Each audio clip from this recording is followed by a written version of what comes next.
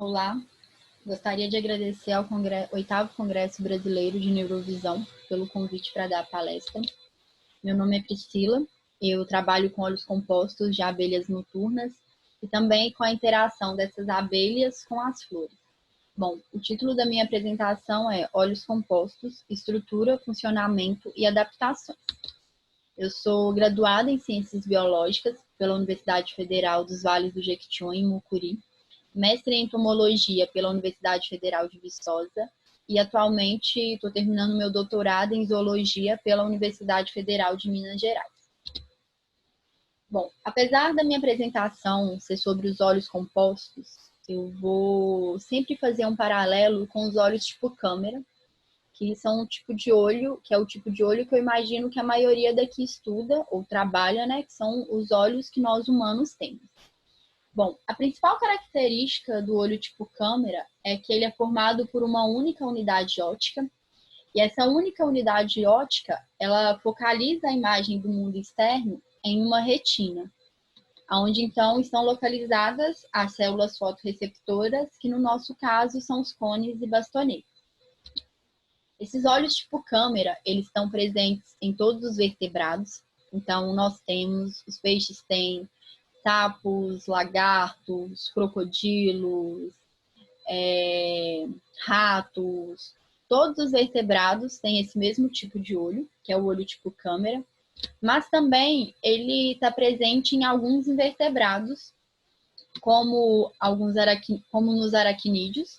Então, a gente tem escorpiões e aranhas que têm olhos tipo câmera, e também alguns animais marinhos, como, por exemplo, algumas espécies de medusas, elas também têm olhos tipo câmera.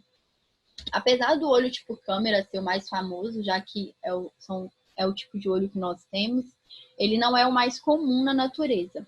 O tipo de olho mais comum na natureza são os olhos compostos. Aqui a gente tem um esqueminha de um olho composto. Como o próprio nome já diz, o olho composto ele é formado por várias unidades ópticas. Então essa é a principal diferença dele para o olho tipo câmera. Enquanto no olho tipo câmera a gente tem uma única unidade óptica, no olho composto a gente tem várias unidades ópticas. E cada uma dessas unidades ópticas a gente chama de omatídeo. O número de omatídeo ele varia muito entre as espécies. Então, por exemplo, todos os insetos têm olhos compostos, os crustáceos têm olhos compostos, e o número dessa estrutura em cada um dos olhos, dos omatídeos, varia bastante. Então, em algumas formigas, por exemplo, a gente tem cerca de 10 omatídeos por olho, mas em algumas libélulas, a gente tem cerca de 30.000 omatídeos em cada olho. Então, há uma grande variação desse número dessa unidade óptica. Bom, como que é a estrutura de um omatídeo, então? A parte externa é uma lente. Essa lente, ela tem esse formato de hexágono, né? É um formato fixo, ela não se movimenta e o tamanho dessa lente também não se altera. Embaixo da lente, a gente tem um cone cristalino, que está aqui. Então, a lente mais o cone cristalino, eles são responsáveis por direcionar a luz para as células fotorreceptoras. A gente chama as células fotorreceptoras de rabidoma. Cada rabidoma é formado por 8 ou 9 células fotorreceptoras. Aqui nessa outra imagem a gente pode ver um pouco mais de detalhe. Então, aqui a gente tem um rabidoma e aqui a gente tem um corte desse rabidoma. Essas células também podem ser chamadas de células retinulares. Então, cada uma dessas células, elas têm microvilosidades. Nessas microvilosidades é onde abriga a molécula de rodopsina, que é a molécula fotossensível. E essas microvilosidades, elas são fusionadas no centro dessa estrutura. Então, o conjunto dessas 8 a 9 células fotorreceptoras fusionadas, a gente dá o nome de rabidoma. E cada um desses omatídeos é separado uns dos outros por esse conjunto de pigmento que aqui está sinalizado com esse azul um pouco mais escuro. Então, como a gente tem a separação de cada unidade óptica, cada unidade dessa também trabalha de forma independente. Bom, e como é a formação de imagem nesse tipo de olho? Aqui a gente tem um objeto que teoricamente esse olho veria, que é uma seta. E aqui, então, a gente tem a lente do omatídeo. Essa imagem, ela é invertida na ponta do rabidoma. Só que o que acontece? Cada rabidoma, cada omatídeo, ele é responsável por formar uma imagem muito pequena mesmo. É como se em uma foto, né, se você desse o zoom, cada pixelzinho daquele fosse a imagem formada por um omatídeo. Então, essa imagem é muito pequena. E esse olho também, ele não tem uma resolução tão boa quanto o nosso. Então, cada imagenzinha dessa formada, além de ser muito pequena, ela perde muitos detalhes. Então, no final, né, quando um olho composto visse um objeto como essa seta, a imagem que ele formaria seria semelhante a essa seta pontilhada aqui de baixo. Então, os rabidomas formariam uma imagem ereta e em mosaico. E, né, cada partezinha dessa célula é composta por uma imagenzinha formada por um omatídeo diferente. Além dos olhos compostos, os insetos, né, eles têm uma segunda estrutura visual que a gente chama de ocelos. Esses ocelos, eles são lentes simples no dorso da cabeça e pode variar o número de lentes que tem. Então, pode ser que seja nenhuma, pode ser que sejam 3 ou 2. E a função varia bastante dentro dos grupos, varia muito de espécie para espécie. Então, em algumas espécies é responsável por detectar a luz polarizada, outras para detectar diferentes intensidades de luz, outras para formar a imagem. Então, a função dessa estrutura visual ainda é muito discutida.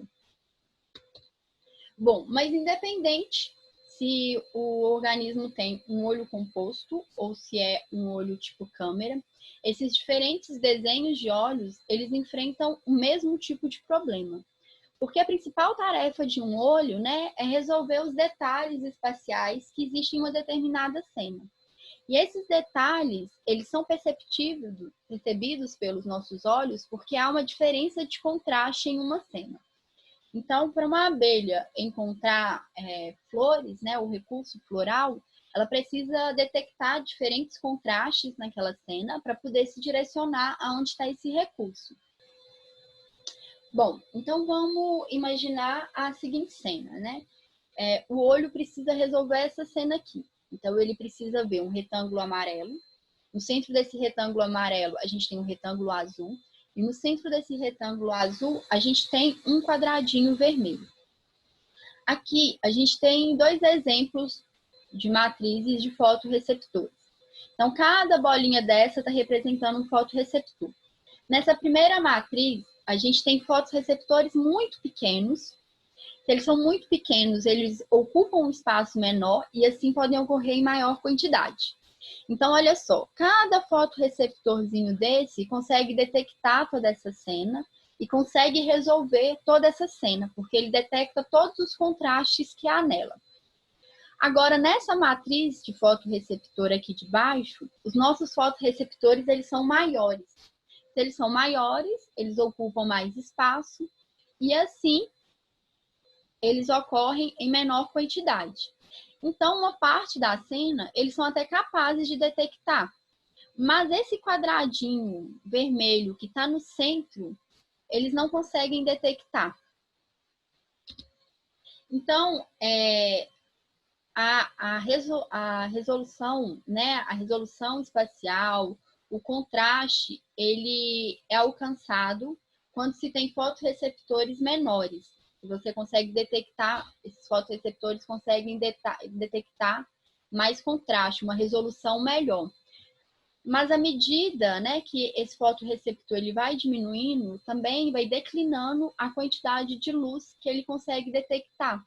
Então, em uma situação de baixa luminosidade, esses fotorreceptores que são muito pequenos, eles não seriam capazes de formar uma imagem, o que não acontece quando o fotorreceptor é grande. Então, peraí, a gente tem um trade-off entre a sensibilidade à luz e a resolução espacial. Ou o olho ele tem fotorreceptores muito pequenos, em grandes quantidades, e ele tem uma boa resolução, ou ele tem fotorreceptores grandes, em menor quantidade, mas ele tem uma maior sensibilidade à luz. Logo, se espera que organismos que são ativos apenas durante a noite, eles tenham esses olhos que são mais sensíveis à luz. Só que à noite, mesmo para essa matriz de fotorreceptor, que é maior, né, e é melhor, né, para alcançar essa sensibilidade à luz, ela também enfrenta problemas. O que acontece? A quantidade de fotos diminui, né? Você tem uma dificuldade maior para detectar os contrastes, e a quantidade de fótons que chega em cada fotorreceptor, ela chega de uma forma aleatória, né? Ela obedece à estatística de Poisson. Então, aqui a gente tem um exemplo desses fotorreceptores em um ambiente pouco iluminado. Então, em alguns fotorreceptores, chegou fótons de luz, e em outros não. Então, no caso, nesse ambiente pouco iluminado, seria impossível formar a imagem de um retângulo amarelo com um retângulo azul no centro. E o que acontece? É difícil formar esse contraste por causa de uma coisa que a gente chama de ruído. O grau de incerteza, né, de uma imagem, ou o que dificulta detectar essas diferenças de contraste, a gente dá o nome de ruído, e ele é resolvido por essa equação aqui. Então, o ruído ele é dado pelo desvio padrão da captura média de fótons. Então, vamos imaginar de novo esses fotorreceptores que precisam ver, então, aquele retângulo amarelo com um retângulo azul no centro. Só que agora, num ambiente pouco iluminado. A gente vai ver como que o fotorreceptor, que teoricamente receberia informação amarela, e o que receberia informação à luz, como eles reagiriam nesse ambiente pouco iluminado. Então, vamos lá, usando essa equação. Vamos imaginar que nesse fotorreceptor, que detectaria essa parte amarela, cheguem 6 fótons de luz. E nesse outro fóton receptor, que eu sinalizei aqui com preto, chegaria a metade da quantidade de luz, que seriam 3 fótons. Se a gente jogar nessa equação para ver a quantidade de ruído, a incerteza da imagem, a gente veria que nesse fotorreceptor que chegou 6 fótons de luz, a gente tem um ruído de 2,4, e nesse outro fotorreceptor que chegaram apenas 3 fótons de luz, a gente tem um ruído de 1,7. Mas reparem que o valor do ruído desse fotorreceptor que chegou mais luz é muito próximo da informação visual da quantidade de fótons que chegaram no fotorreceptor com menos luz. Então, aqui, o valor de ruído, como ele é muito próximo do sinal visual real, você tem uma perda muito grande de contrastes e não é possível, então, detectar, né, que tem duas informações visuais ali diferentes. Para esse exemplo ficar mais claro, vamos imaginar mais uma vez esses fotorreceptores, mas agora em um ambiente muito iluminado, como se fosse o dia. Então, no fotorreceptor amarelo, agora estão chegando 6 milhões de fótons. E no fotorreceptor azul, estão chegando 3 milhões de fótons. Repara que o ruído aqui agora diminui muito a proporção. Então, naquele fotorreceptor que a gente tem 6 milhões de fótons, a gente tem um ruído de 2.449. E no fotorreceptor, que chegou a 3 milhões de fótons, o ruído é de 1.732. Então, o ruído ele ficou muito pequeno, próximo da informação visual real. E então, nesse ambiente bem iluminado, esses fotorreceptores detectariam essa diferença de contraste. Então, todos os organismos que são noturnos, mesmo eles tendo esses fotorreceptores grandes, né, eles têm dificuldades para resolver esses problemas de baixa intensidade de luz. Então, vamos ver como que os diferentes organismos, tanto com olhos tipo câmera, quanto com olhos compostos, quais são as adaptações que eles têm a essas diferentes intensidades de luz.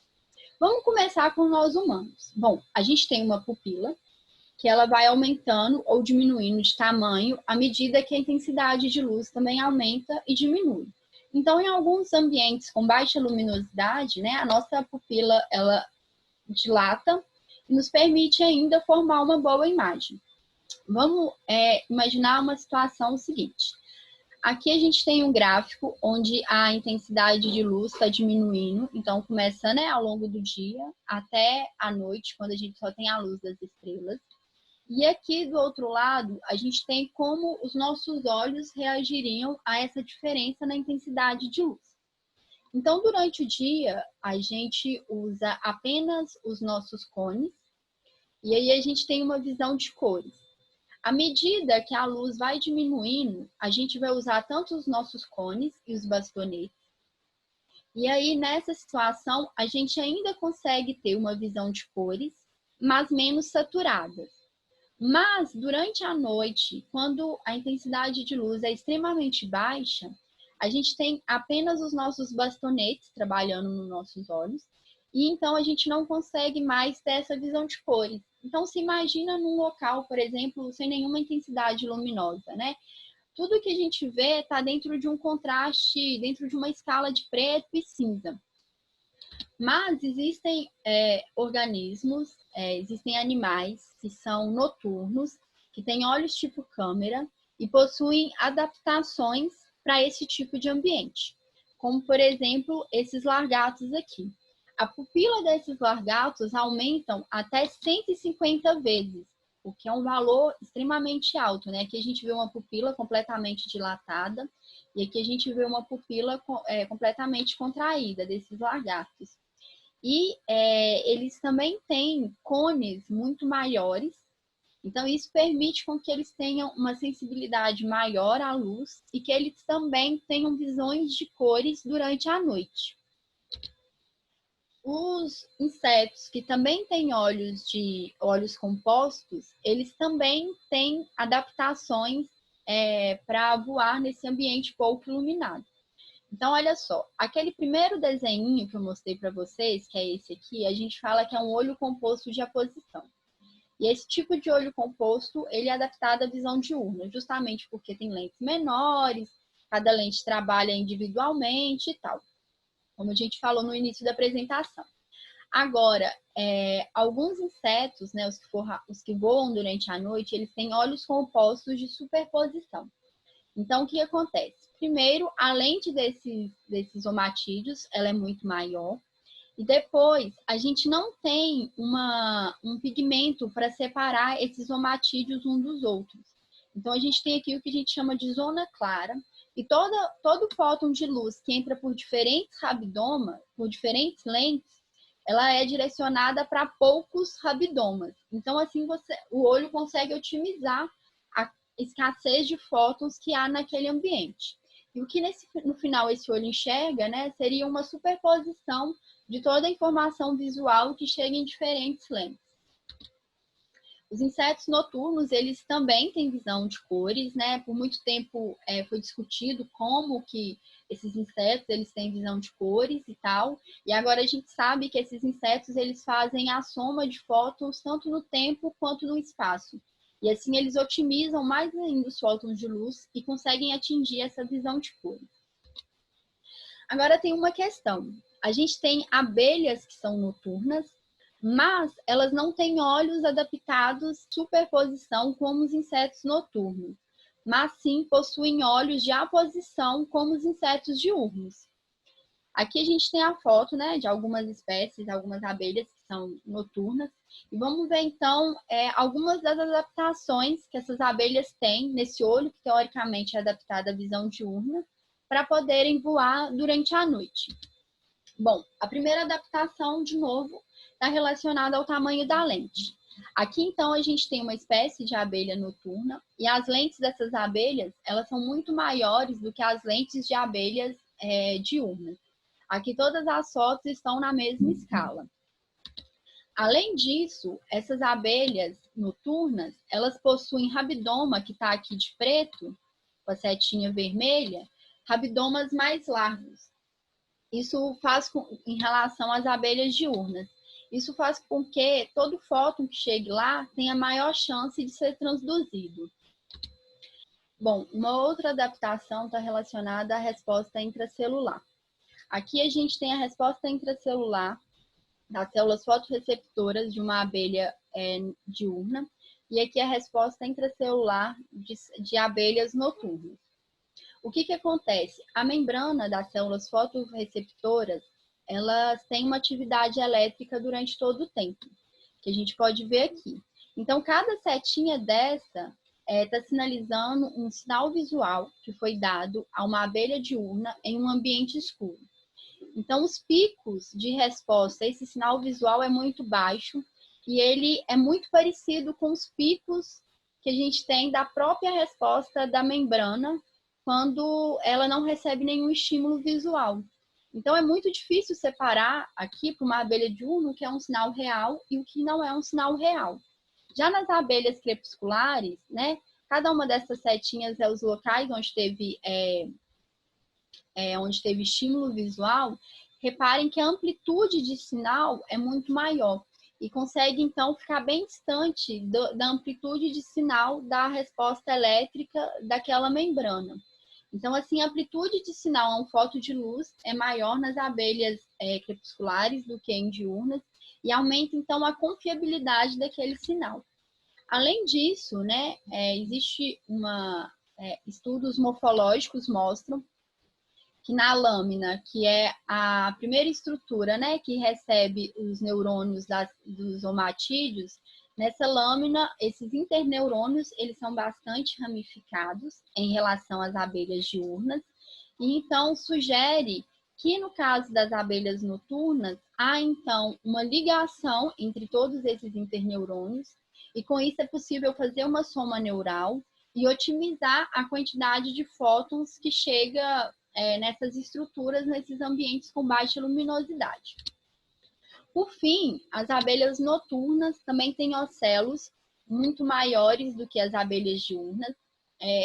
A função desse ocelo, mesmo para as abelhas noturnas, ainda é pouco conhecido, pouco explorado, mas essa estrutura ela parece ser bastante importante, né, para voar durante a noite, porque é uma característica bem marcante em todas as abelhas noturnas. Bom, é isso. Era isso que eu queria falar um pouquinho, né, dos olhos compostos, das adaptações que esses olhos têm nos ambientes escuros. Eu agradeço a todos por terem me escutado e qualquer coisa, o meu e-mail é esse. Obrigada.